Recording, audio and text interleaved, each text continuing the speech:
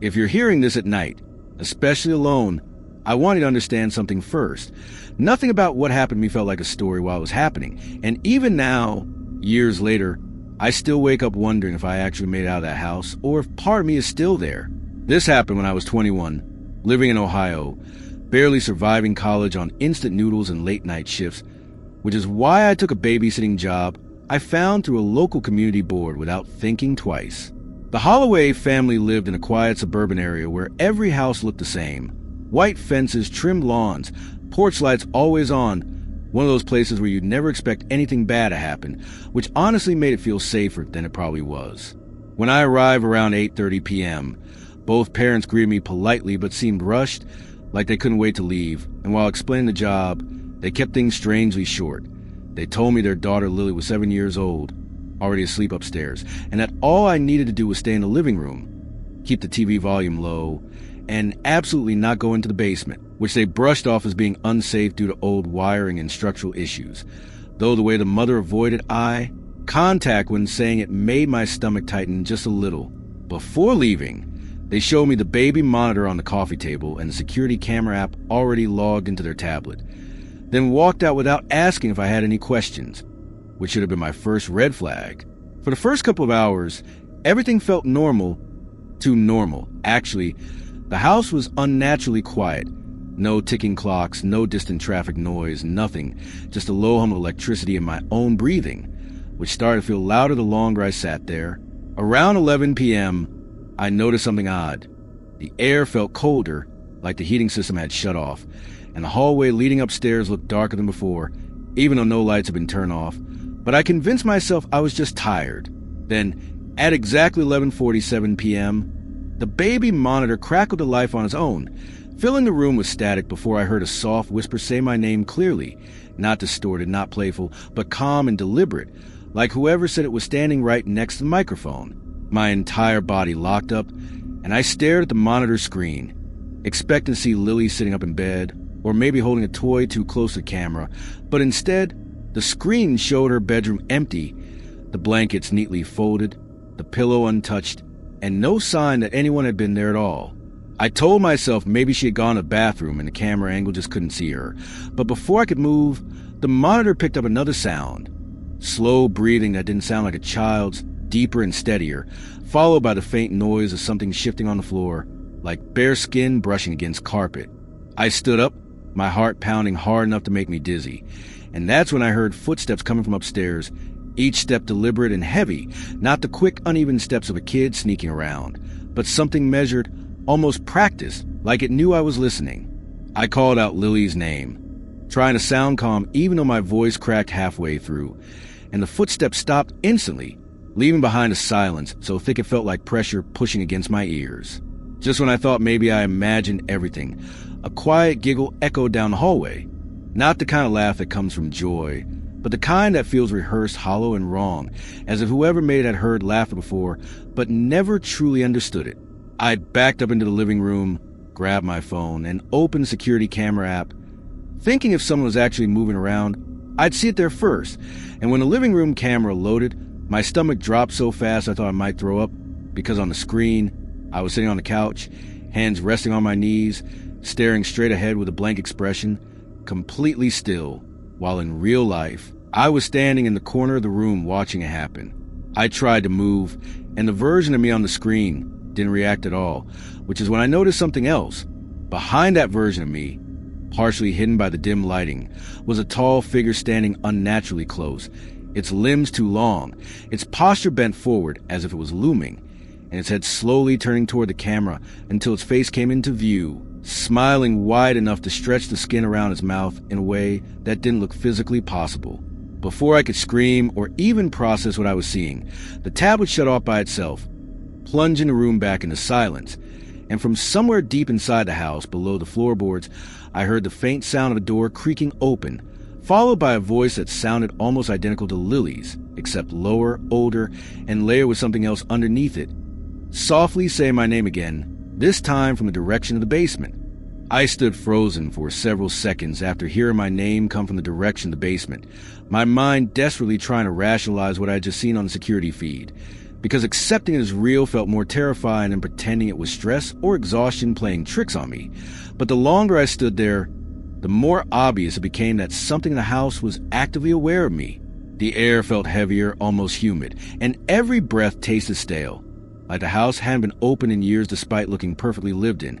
And as I slowly backed away from the basement door, the floorboards beneath my feet creaked loudly enough to make me flinch. That's when I realized the footsteps upstairs had started again, but this time there was more than one set, moving in an uneven rhythm, stopping and starting as if whoever or whatever was up there trying to confuse me.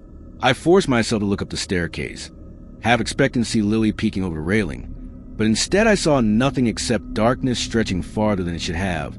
The hallway light at the top now, completely off despite me remembering it clearly being on earlier.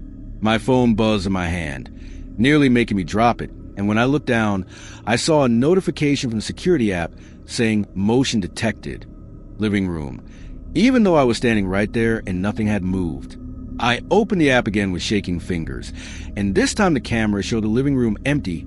No couch, no furniture, no me, just a wide, distorted view of the room, as if it had been stretched and warped, with the walls pulsing faintly like something inside them was breathing.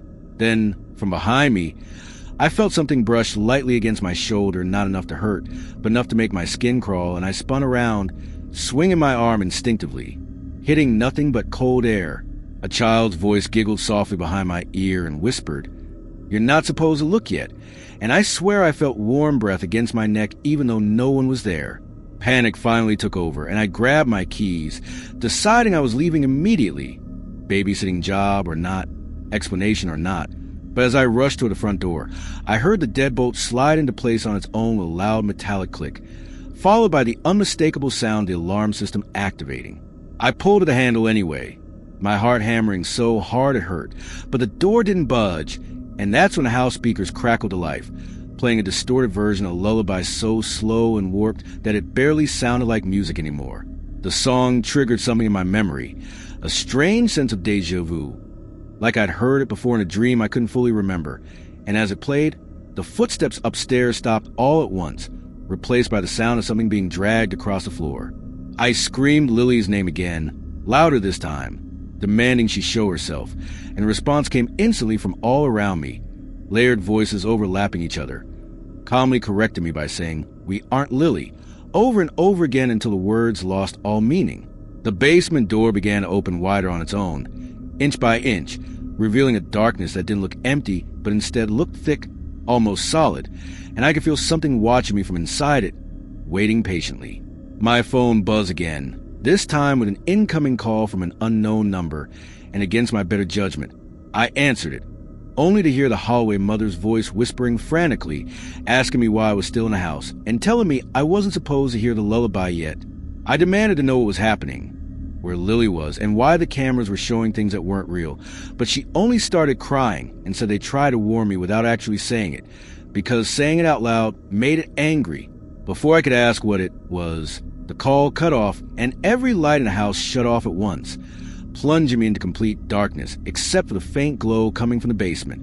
From within that glow, I saw movement, multiple small shapes shifting unnaturally, merging and separating like shadows pretending to be children. And then I heard the voice again, no longer trying to sound young, no longer hiding its depth, telling me that babysitters were chosen because they stayed awake, they paid attention, and they were easy to replace. As the basement door fully opened, a tall figure began to emerge, its limbs bending the wrong way as it climbed upward, dragging behind it something small that looked like a child's silhouette. And that was the moment I finally understood that Lily was never upstairs, never asleep, and never alone, and that whatever lived in that house didn't just watch children. It learned from them, copied them, and waited for someone old enough to understand exactly how trapped they really were. I don't remember deciding to run, but suddenly my body was moving on its own, backing away from the basement as that thing continued to pull itself upward, its joints cracking loudly as if they'd been in use for a very long time, and with every inch it gained, the house seemed to respond, walls groaning, lights flickering back on in brief flashes that revealed impossible shapes pressed beneath the wallpaper, like faces trying to push through from the other side. I tripped over the coffee table and slammed into the couch, the impact knocking the air out of my lungs, and when I looked up, I saw the tall figure fully standing now, hunched beneath the ceiling, its skin pale and stretched thin, its face shifting constantly, as if it couldn't decide which version to wear, cycling through expressions that looked like badly remembered human emotions. Behind it, in the darkness of the basement, I saw smaller shapes clinging to the walls, their movements erratic and twitchy, some crawling, some standing too still, all of them watching me with glowing eyes that reflected the light like animals caught on the side of the road. The thing took a slow step forward, and I noticed his feet never fully touched the ground, hovering just slightly above it, leaving faint scorch-like marks where it passed. And when it spoke again, it didn't bother hiding behind Lily's voice anymore, instead using something deeper, layered with dozens of faint whispers underneath, telling me that the house needed a watcher and that children were messy, fragile things that broke too easily, while babysitters were perfect because they noticed when something was wrong but stayed anyway. I screamed that I was leaving, that they couldn't keep me there, and the thing tilted its head slowly, almost curiously, before gesturing toward the hallway, where the front door now stood wide open, porch light glowing warmly as if nothing was wrong at all. Hope surged through me painfully, and I didn't stop to think, sprinting toward the exit with everything I had, the sound of laughter erupting behind me as I crossed the threshold, only to find myself stepping back into the living room again, the door slamming shut on its own behind me. The house had folded on itself, looping impossibly, and the thing's laughter grew louder, echoing from every direction as it explained that babysitters always try to leave at this part, and it always liked watching them realize they couldn't. Desperate, I grabbed a lamp and hurled it at the nearest window, but the glass didn't shatter.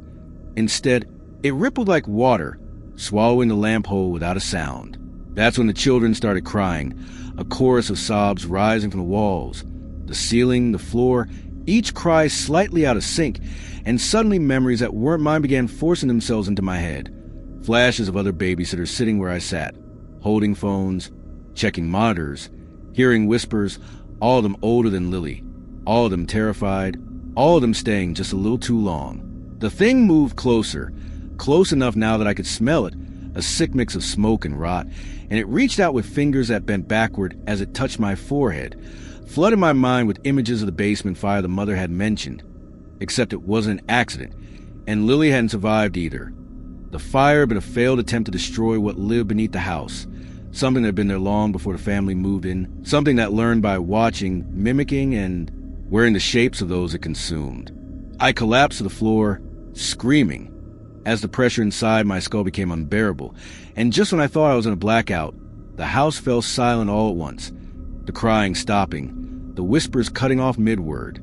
The thing recoiled suddenly, its face twisting into something like anger, and I heard distant sirens approaching, growing louder by the second, because somehow, during the chaos, my phone had managed to dial emergency services.